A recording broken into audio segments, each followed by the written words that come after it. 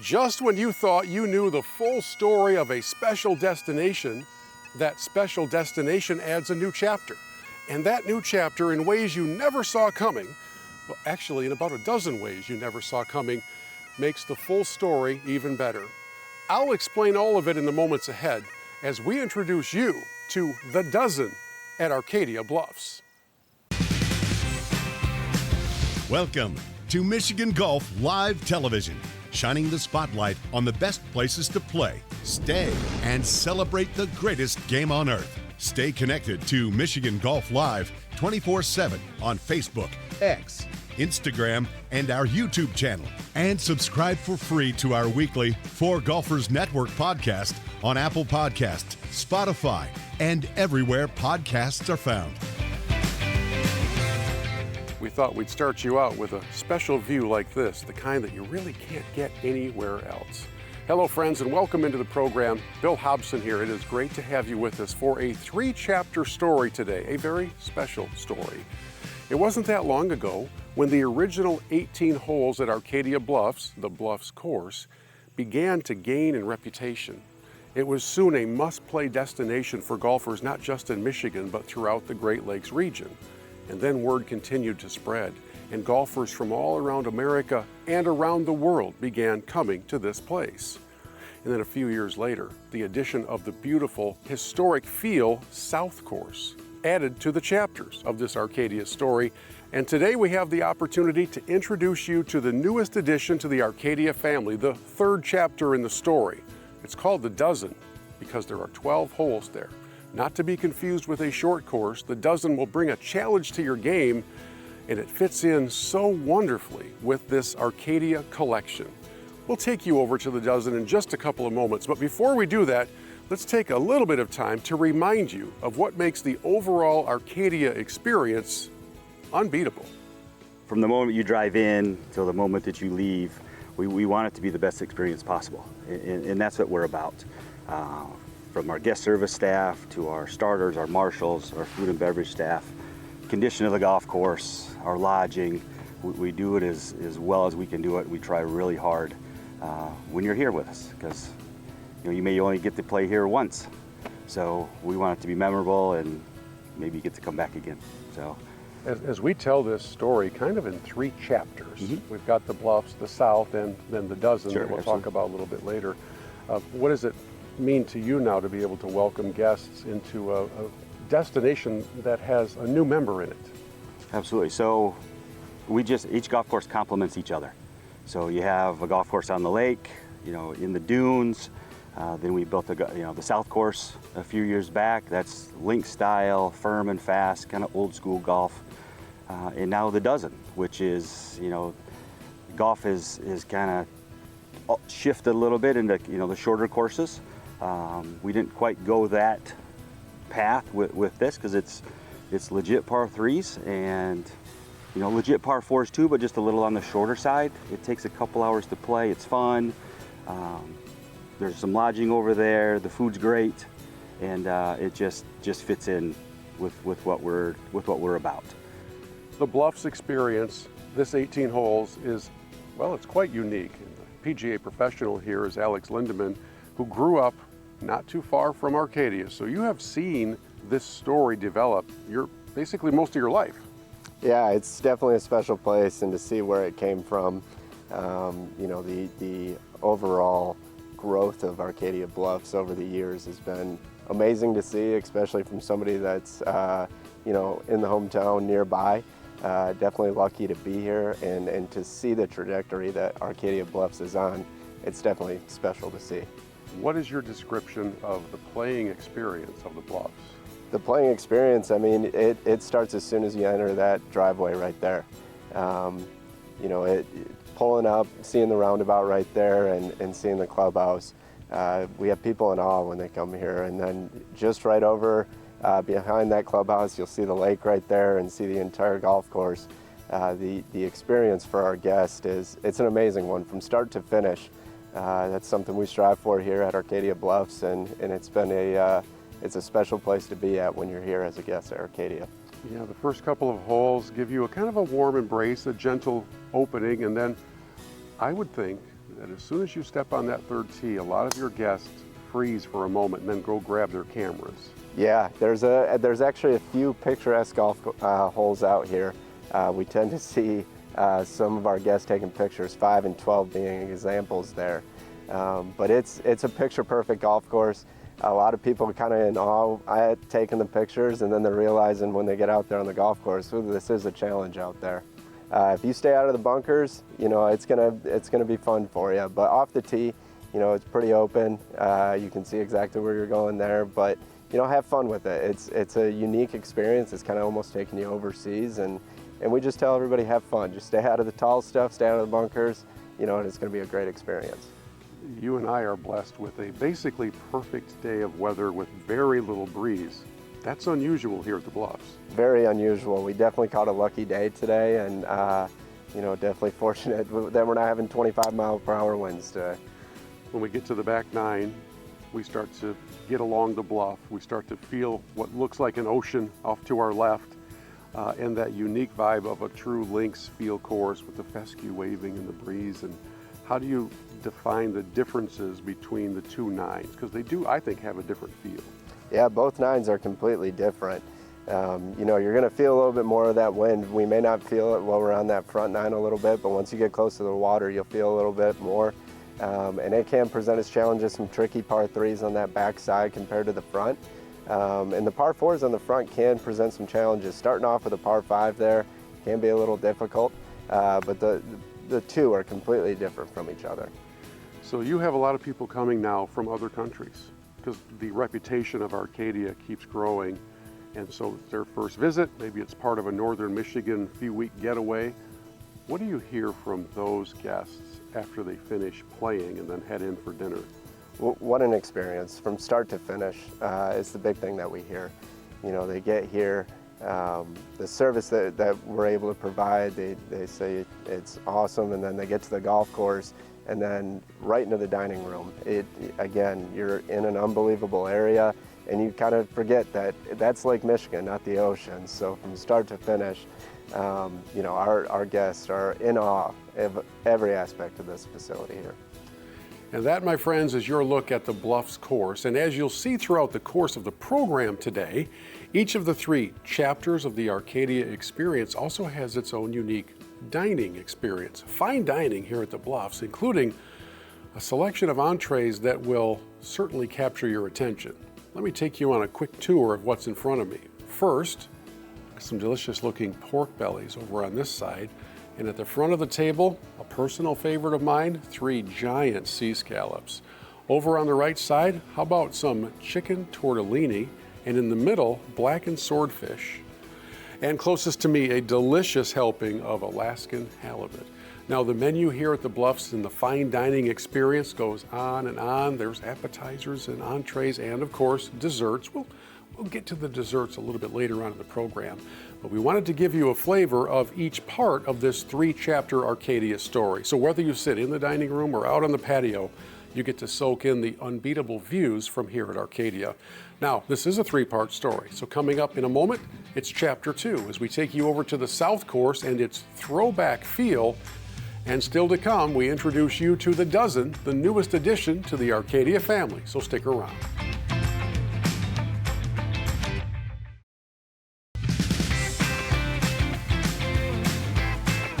Welcome back into the show as we shine the spotlight on Arcadia Bluffs and tell you its unique story in 3 distinct chapters. Just a few moments ago, we were at the original 18, the Bluffs course. In a few moments, we will introduce you to the brand new Dozen, the 12-hole addition to the Arcadia family. But before we go to the Dozen, I've got to get in a little bit of bunker work because our second course, our second chapter in the story, is Arcadia South, a throwback to the early days of golf course architecture, where if you happen to miss on any of the edges of these rather large greens, we'll edit that one out, you'll be in for a test of your bunker game along with everything else in your bag. This is Arcadia South. When you want to know anything about the South Course at Arcadia, you turn to the head PGA professional, that is Dustin Darling, and your description of the South Course. For people who've never been here before, what's this like? I would say it's a unique golf experience. Plays a lot like traditional links golf. The ground is very firm and fast. It's unique in that sense. You have to play the ground game out here and also have to try to navigate these 112 bunkers we have on the golf course. Before we came out, I was practicing my bunker game, and for good reason, because if you miss the edges of these old style greens, you're going to be in the sand more often than not. Yeah, if you short side yourself, lots of times you end up in bunkers out here. So before you make the trip to play the South Course, I think you were in the right there. Good to practice the short game and work on the bunker shots because you're going to be in a few out here. Let's talk for a moment about those well-placed bunkers, because in Scotland, for instance, you might hit a drive right down the middle of the fairway and drive up to discover that it's in a bunker about the size of a bathtub. You have those here at the South as well, on occasion, not everywhere. How does that help kind of round out that old school feel? I think a lot of it is just, golf is an interesting game where sometimes you hit good shots and don't get rewarded for them, but it's more about how you bounce back and respond to those things, similar to life, and I think why golf's such a beautiful game. I want to talk about the green sizes and the green designs. We have the chance to look down on some of these greens. You can see the unique shape. Number 1 is a really good example. From the front right corner to the back left corner, I believe we measured 56 yards. You can end up with a fairly sizable putt on number 1 and many other greens. That's correct, yeah. Number 1's over 11,000 square feet. We have quite a few pin locations on these greens, so they're built very well with different contours and a lot of different pin locations where, depending on where the pin is, it changes the entire strategy for the hole. This is where statistics can be a little misleading. You could go through a round and hit 15 or 16 greens and still have a score that when you look at it, you think, how did I ever putt that many times? Yeah, you can find some putts, like you said, over 60 yards out here. So just because you're on the green doesn't mean you're close to the pin. So being able to focus on your speed out here and give yourself, makeable par opportunities is key. We won't talk about every hole out here, but I do want to touch on a few of them. For instance, number 3, which is the long green mile, very long from the back tees. It's over 600 yards, and hopefully not everybody's choosing the back tees. And then when you get to your approach shot of number 3, if you happen to flirt with the edges of the green, you're going to have a chip on your hands because they're kind of sloped off to the sides on another very big green.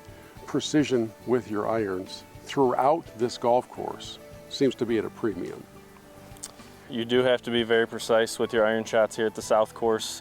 Distance control is important because if you're short, lots of times there's some false fronts that'll leave you in some difficult positions. But distance control, and I think being conservative with your approach shots is important too. A lot of flags out here in tough spots, so aiming towards the middle of the green is the good play most times. A couple other highlights. On number 9, we have these spectacle bunkers. It's not a phrase we often hear in this game. What are they and how did they get their name? The spectacle bunkers on 9 are definitely an interesting feature here at the South Course. They're built to deceive the golfer because at first glance when you're on 9 fairway, it looks like those bunkers are uptight guarding the front of the green, but it's trying to deceive the player, so you do need to just hit it over the bunkers and it'll land on the front edge of that slope and roll onto the green. Spectacle bunkers are often seen in Scotland, and the Old Course has the most famous pair. Optical illusions. Right? I mean, they make you think that you've got to do something that you don't really have to do. Exactly. It's an interesting golf hole, and being able to play it a couple times, it gets a little bit easier, but the first time you play it, you're oftentimes deceived. How do you describe the Arcadia experience as a whole? I think it's been a pleasure to see the Arcadia experience grow over the years. I think we have 3 very unique properties, golf courses that give you a different experience between the Bluffs, the South, and the Dozen. I think that being right next door, you think they're going to be very similar, but I think our guests are surprised with the difference between them all. And I think it's a place that people want to come and stay longer and be able to enjoy all the offerings that we've built over the years. We're just a few minutes away from introducing our audience to the Dozen. What is the Dustin Darling description of the Dozen? That's a lot of D's, by the way, in one question. That is. I would say the Dozen, it's just a lot of fun. I think it's a more playable golf course than the Bluffs and the South Course. The par 4s out there, great holes. They're kind of risk reward, so you kind of have to make decisions. The par 3s are great golf holes. We have to hit solid shots to find the putting surface over there. But I think the biggest thing is it's just a lot of fun and a great compliment if you play one of these golf courses, either a quick warm-up before you head out or a nice kind of afternoon way to cap the day off with some fun and, keep it lighthearted and go have, enjoy the fellowship and camaraderie with your friends or family. As we continue telling you the Arcadia story in 3 distinct chapters, each of the 3 courses has its own distinct dining experience. Earlier, we were at the Bluffs for fine dining, and here at the South Course, it's a more casual setting with a really expansive menu that includes some items like a delicious-looking smash burger, blackened chicken sandwich, whitefish sandwich, appetizers like crab cakes and wings, and more. The menu really does stretch on and on. And yes, they have a full dessert array here at the South as well, but we're gonna save dessert for a little bit later on. Speaking of later on, coming up next on the program, the long-awaited introduction for you to see, perhaps for the first time ever, the Dozen, the newest addition to the Arcadia Experience family. That story is straight ahead.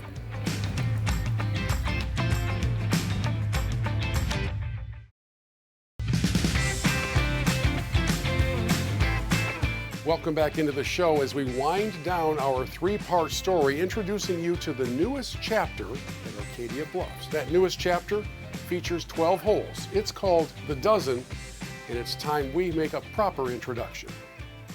So the 3-chapter story of Arcadia recently got a 3rd chapter. We did. Which is The Dozen. What is it and why is it? So The Dozen, 12-hole golf course. Creative name. Creative, yeah, very creative. 6 par 3s, 6 par 4s. On the shorter side, as far as the par 4s. Par 3s, depends on the yardage that you want to play, but they're legit par 3s. Anywhere from, I think the longest one you could get over 200 yards. Yep. And then we can get it to, 100, on some of them. And then the par 4s, you can play it, I think the longest one might be 370. 380, and then again you can play it as short as you want. So we actually had a group of guys that wanted to play all par 3s. So they played some red tees and some gold tees. But the way golf has been going with all the, the shorter golf courses, we wanted something a little bit more than that, which is where they came up with the 12 holes. So it's real golf. You hit every club in your bag. There's a range, we have a clubhouse, food's great, golf shop, dozen logos, and it fits for what we wanted to have with that theme, the way golf has been. It takes just a little over 2 hours to play, which is great for us because, some guys come or some groups come and 36 holes may be a little too much. So we got it. We got you 12 holes, takes a couple hours perfectly in our 3-course rotation. It's great. Brett Barnett is the PGA Pro here at the Dozen, and he's going to help guide us through the playing experience of this unique creation. It is unique, right? It is. This 12-hole design, how do you explain it? Oh, well, I like to explain it as just something we built to have fun. We want to bring you out here, a little different experience. 2 6-hole loops, the north and the south. At 6 par 4s, 6 par 3s, they always alternate. So it's kind of a different feel to the game of golf, but it's very different than the other 2 golf courses. So it's nice that, the Bluffs is one way, the South is one way, and then you can come over here and it's just a different animal. Everyone's really enjoying it. It's working well. I hear people describe it as, it must be another one of those short courses. That's not what the Dozen is. No, it is not a short course. To be honest, I think the par 3s are not easy at all. A lot of people think they're going to be just a little flip wedge into it, but some of them, up 200 yards to 85 yards, what you can play. The tee boxes are very versatile, and we like, choose whichever one you want, because like we said, it's just out here to have fun. How is it possible that a course that is very new feels like it's been here so long? This piece of property is phenomenal. The team that built it is incredible. The shapers were amazing. Our agronomy team has just done a fantastic job for breaking ground on it a little over a year ago. Even with the tough spring, it's a fantastic golf course. The conditions are amazing, and we couldn't ask for anything better. The fescue is golden, and when there's a breeze like today, it's just waving. It looks perfect. It frames various sections of this course. Let's go back to the south 6. So 1S is what the sign says, and kind of take us through a little feel of the flow of that first 6. I'd call it the front 6. Yes, so we would call it the south loop. The first hole, it's an easier hole. It's only a 280-yard par 4, so it's a nice way to start the golf course. Just straight down the middle, easier said than done, but It's only 280 yards, so can hit a flip wedge into it. The second hole has a bunch of different tee boxes, so there's some down below where the longest hole is I think 145 yards. Then you can get up top. It's a completely different hole. You're way up top, 175 yards, playing downhill. The south loop has a lot of topography. The third hole, the tee box, I mean, you're probably 100 feet up in the air, going right back down and then right back up to the green. So it's just a different feel. It's kind of like, I like to say it's almost like the South and the Bluffs just got mixed together. And, because it is a brand new golf course, it is playing firm. So eventually we'll have the greens running a little faster, but right now it's perfect the way we want it. It's playing just awesome. If you play the Bluffs and you play the South and you feel like perhaps you got a full test and your tank is running a little bit low because of that, you can come here. I think you can take a breath. If you miss a green here, you'll have a chance to get the ball back on the surface. Yes, that's kind of what we wanted to do. Go play the 18 holes at one of the other two golf courses. You can come over here, you could just play 6 holes. You could play 12 holes. We got a lot of groups that like to play, before their round as a warm-up round, or, oh, we want to keep playing, but we want to play 18, so we're going to go over to the dozen and play 12 more holes at a little twilight time and, just enjoy the weather. And yeah, it's been working just phenomenal. We don't have time to talk about every hole out here, but I want to take you to the very end, which is 6 North, and the view from up on that tee box, the pedestal back up in the trees looking back out over the property. That is really, really special. It is. The 6 North is a fantastic hole. It just really captivates pretty much the whole golf course, I would say. You're way up top, but then you get right back down into the fairway, and you're back up to the green, right to the clubhouse, and everyone's watching you with the Adirondacks like we always have. And the finishing hole is awesome. It's a great hole. We've talked a lot during the program about the Arcadia experience, and we're kind of telling that story in 3 chapters. If you're talking to somebody who's never been here, how do you summarize the Arcadia experience? The Arcadia experience is one of a kind. Like I said, the 2 golf courses that we already had were so different from each other that, because there's a lot of places, resorts where, the 2 golf courses are kind of the same, but I mean, you got 2 different tests of golf over at those 2 golf courses, and then you come over here, you can kind of let your guard down a little, it's a little easier, like we said. It just really captivates the whole experience of what we wanted and kind of ties everything together, and it's, like I said, it's just been phenomenal. Now, back during chapter 1 of the show, when we were at the Bluffs, we took you inside the Bluffs dining room for some fine dining.